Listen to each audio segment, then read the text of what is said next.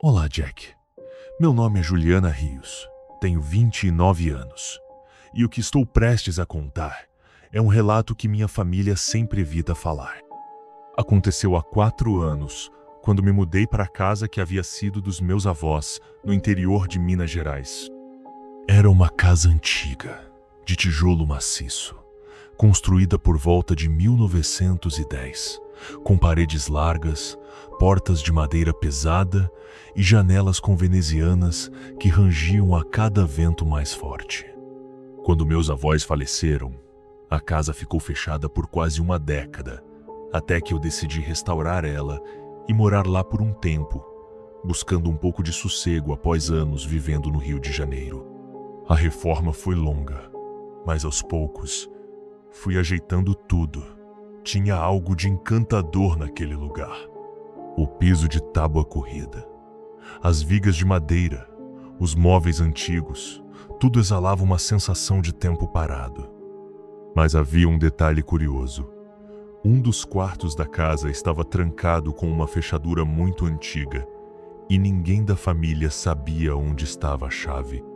Meu pai dizia que aquele quarto era usado como depósito e que meu avô o fechou nos últimos anos de vida, depois que minha avó morreu. Ele nunca contou o motivo. Durante a reforma, tentei forçar a porta 1 ou 2 vezes, mas era sólida demais. Então deixei para depois. O primeiro sinal de que algo não ia bem aconteceu há cerca de 1 mês depois que me mudei. Comecei a notar sons abafados vindos daquele quarto passos, como se alguém andasse devagar sobre tábuas. Às vezes, parecia apenas rangido da casa antiga, mas outras vezes, parecia que algo se arrastava. Pensei em animais, ratos, gambás e até chamei um controle de pragas. Mas nada foi encontrado, nenhum vestígio de animais. Com o passar dos dias, as noites ficaram mais inquietas. Acordava por volta das 3 horas da manhã, com a sensação de que alguém havia chamado meu nome. Curiosamente, essas supostas vozes sempre pareciam vir do corredor, onde ficava aquele trancado. Mas toda vez que eu abria a porta do meu quarto para conferir, não escutava nada, apenas via a escuridão estática. Passei a deixar uma luz acesa no corredor, mas não ajudou. Na 4ª semana, comecei a ter sonhos estranhos. Em todos eles, eu caminhava pela casa, como se estivesse procurando algo. O som da chuva batia no telhado, o vento sacudia as janelas, e sempre eu parava diante da porta trancada. Em um dos sonhos, vi a maçaneta girar sozinha. Em outro, ouvia choros fracos vindos de dentro. Acordava com o coração disparado. Comecei a evitar ficar sozinha na casa à noite. Meus amigos achavam exagero. Diziam que era o estresse da mudança, que casas velhas têm memórias, que tudo se explica com lógica e acústica. Eu queria acreditar, mas tudo piorou quando decidi chamar um chaveiro. Era uma manhã de segunda-feira.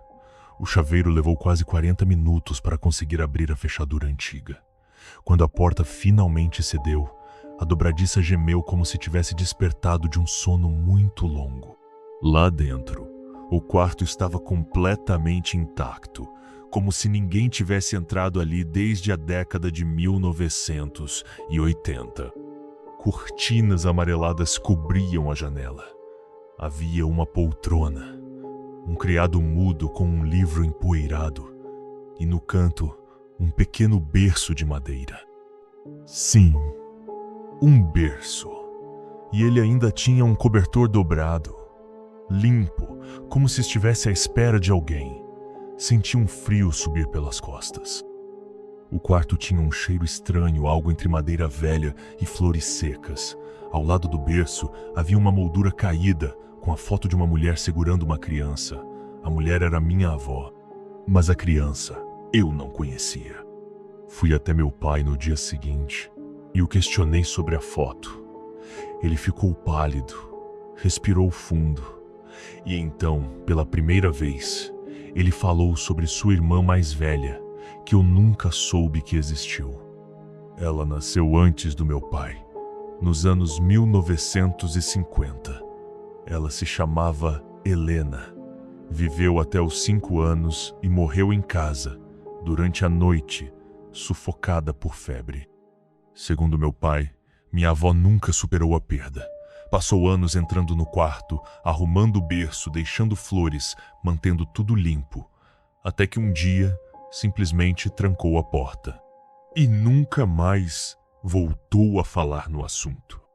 Depois de saber disso, pensei em esvaziar o quarto, tirar os móveis, pintar e renovar, mas quando tentei fazer isso, a luz do quarto começou a oscilar e um rádio antigo que ficava na sala ligou sozinho.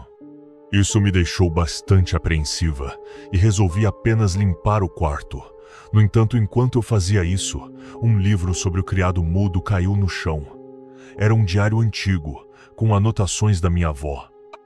Palavras trêmulas, linhas confusas. Mas em várias delas, uma frase perturbadora se repetia. Ela ainda está aqui. Ela não sabe que se foi. Comecei a trancar o quarto novamente à noite. Em certo momento, até coloquei um crucifixo na maçaneta. E com o tempo, os sonhos diminuíram. Mas às vezes, durante a madrugada, ainda ouvia passos. Ou o som do berço rangendo suavemente, como se alguém balançasse algo muito leve, com cuidado. Hoje, moro em outra cidade. A casa ainda permanece na família, mas ninguém mais quis viver lá. O quarto foi selado novamente, e no fundo, todos fingem que ele não existe. Mas eu sei, ela ainda está lá.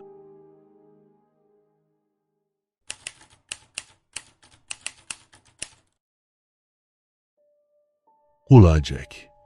Meu nome é Ricardo Nascimento. Sou técnico de enfermagem há mais de 12 anos. Já trabalhei em unidades de saúde de todos os tipos: públicas, privadas, emergências, clínicas. Mas nada me marcou tanto quanto o mês em que fui temporariamente transferido para cobrir uma escala noturna em um hospital de interior, em uma cidadezinha no sul de Minas. O hospital era antigo, de 1930. Um prédio de 2 andares, de arquitetura colonial, com corredores longos e janelas altas, rodeado por mato. O hospital havia sido parcialmente desativado. O segundo andar estava fechado por falta de verba e o primeiro ainda operava de forma reduzida, apenas com atendimentos básicos e poucos pacientes internados. Durante o dia, havia movimento, médicos, faxineiras, ambulâncias. Mas à noite era um outro mundo. A primeira noite do meu plantão foi tranquila. Havia apenas 2 pacientes internados, ambos idosos em observação. A iluminação nos corredores era fraca e amarelada, e um silêncio absoluto tomava conta do prédio depois das 22 horas, quando o último visitante ia embora. Foi na segunda madrugada que senti algo estranho. Por volta das 3 horas da manhã, ouvi o som nítido de uma maca sendo empurrada no andar de cima. Um rangido metálico, seguido pelo eco das rodinhas sobre o piso. Achei estranho, já que aquele andar estava desativado há anos. Pensei em um zelador, ou talvez algum colega subindo por engano. Mas quando comentei com a recepcionista, ela franziu a testa e respondeu sem hesitar: "Não tem ninguém lá em cima, moço. Aquilo tá fechado com corrente. Só o diretor tem a chave." Na noite seguinte, vi a luz de um dos quartos do segundo andar acender e apagar sozinha. Fui até a escada, chamei por alguém sem resposta. A porta estava trancada com cadeado. Desci de volta, tentando ignorar aquilo, mas o incômodo ficou. Comentei com uma das enfermeiras no outro dia, uma senhora chamada Dona Elza, que trabalhava ali há décadas. Ela apenas sorriu sem mostrar os dentes e disse: "Isso acontece de vez em quando. O hospital guarda muito do que passou por ele. Às vezes, é só uma memória querendo ser lembrada. Na noite de sexta-feira, o hospital estava especialmente silencioso. Nem os sons normais da estrutura canos, estalos da madeira se manifestavam. Tudo parecia contido. Por volta das 2h50, decidi fazer minha ronda. Passei pelos quartos, tudo em ordem. Mas quando voltei para a sala de repouso, percebi algo fora do lugar. A porta da escada que levava ao segundo andar, que sempre ficava trancada, estava entreaberta. A corrente estava no chão, solta. Fiquei congelado por alguns segundos. Senti meu corpo tremer, como se uma presença tivesse me percebido. Peguei a lanterna, respirei fundo e subi devagar. O andar superior estava empoeirado. Os quartos vazios, com janelas cobertas por panos esgarçados. Mas havia um dos quartos com a porta entreaberta e uma luz fraca, bruxuleante, escapando por ela. Era uma antiga sala de isolamento. No centro havia uma maca enferrujada, e ali, sentada na beira da cama, estava a silhueta de uma mulher de camisola branca de costas. Cabelos negros, longos, magros ombros à mostra. Ela parecia estar falando baixo, murmurando algo, com a cabeça levemente inclinada para o lado. Parei. Meu coração batia tão forte que doía. Apontei a lanterna, hesitante. Quando a luz tocou a mulher, ela simplesmente desapareceu. Não correu, não virou. Simplesmente sumiu, como poeira sendo soprada. Fiquei paralisado por talvez 1 minuto inteiro. Um frio percorreu minha espinha e senti um cheiro súbito de éter, forte, enjoativo, como nos velhos centros cirúrgicos. Saí dali cambaleando, desci as escadas sem olhar para trás e tranquei a porta da escada novamente. Na manhã seguinte, pedi para ser transferido de volta. Nunca mais voltei para aquele lugar. Mas às vezes, quando trabalho em hospitais silenciosos demais, lembro daquela mulher sentada, falando para ninguém. E me pergunto, quantas presenças não caminham pelos corredores onde dor e morte foram rotina por tanto tempo?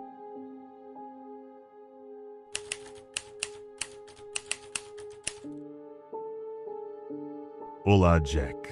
Eu gostaria de compartilhar meu relato no seu novo canal. Todos os nomes citados aqui foram alterados, então não precisa se preocupar com nada. Mas o que aconteceu comigo naquele dia me traz questionamentos até hoje. Era o final de 2019, quando decidi me mudar para um apartamento antigo no centro de São Paulo. O prédio, construído na década de 1940, tinha um charme peculiar. Corredores estreitos, elevadores com portas pantográficas e uma portaria que mais parecia uma cabine de cinema antigo. O apartamento em si era pequeno, mas aconchegante. Tinha uma sala, um quarto, uma cozinha minúscula e um banheiro com um espelho enorme que cobria quase toda a parede acima da pia. O espelho era antigo, com moldura de madeira escura e detalhes entalhados que lembravam folhas e flores. Apesar de algumas manchas e desgastes, decidi mantê-lo, pois combinava com o estilo retrô do lugar. Nos primeiros dias tudo correu bem. A rotina de trabalho era intensa e eu mal tinha tempo para perceber os detalhes do novo lar. No entanto, certa noite, ao me preparar para dormir, notei algo estranho. Enquanto escovava os dentes, vi, pelo canto do olho, uma sombra passando rapidamente pelo espelho. Virei-me imediatamente, mas não havia nada ali. Pensei ser apenas cansaço e fui dormir. Com o passar das semanas, as ocorrências se tornaram mais frequentes. reflexos que não correspondiam à realidade, objetos que apareciam no espelho, mas não estavam no banheiro. Uma vez, vi claramente um homem parado atrás de mim no reflexo.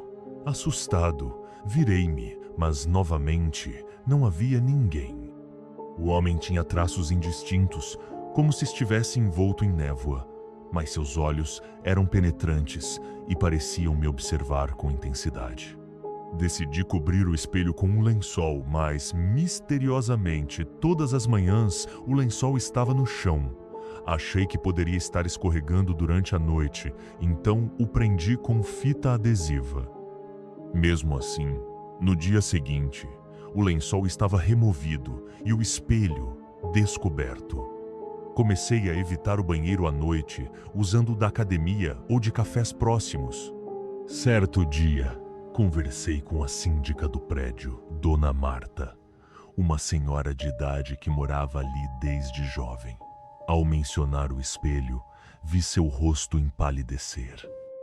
Ela me contou que décadas atrás, um morador daquele apartamento, um artista plástico chamado Henrique, havia enlouquecido e tirado a própria vida no banheiro.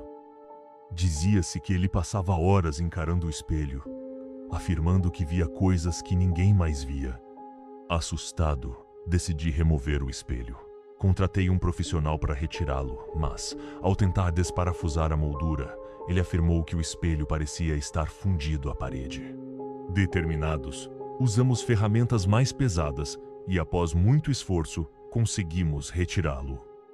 Atrás do espelho, encontramos um compartimento oculto contendo várias telas pintadas com figuras distorcidas e olhos que pareciam nos seguir. Entre as telas, havia um diário de Henrique, onde ele descrevia suas visões e a obsessão pelo espelho. Após a remoção do espelho e a descoberta do compartimento, as ocorrências cessaram. No entanto, as pinturas e o diário me deixaram inquieto. Decidi doar as obras a uma galeria de arte especializada em peças macabras, e o diário entreguei a um historiador interessado em casos paranormais. Hoje, sempre que passo por um espelho antigo, não consigo deixar de lembrar do homem que vi no reflexo e me pergunto se, em algum lugar, Henrique ainda observa através de algum espelho esquecido.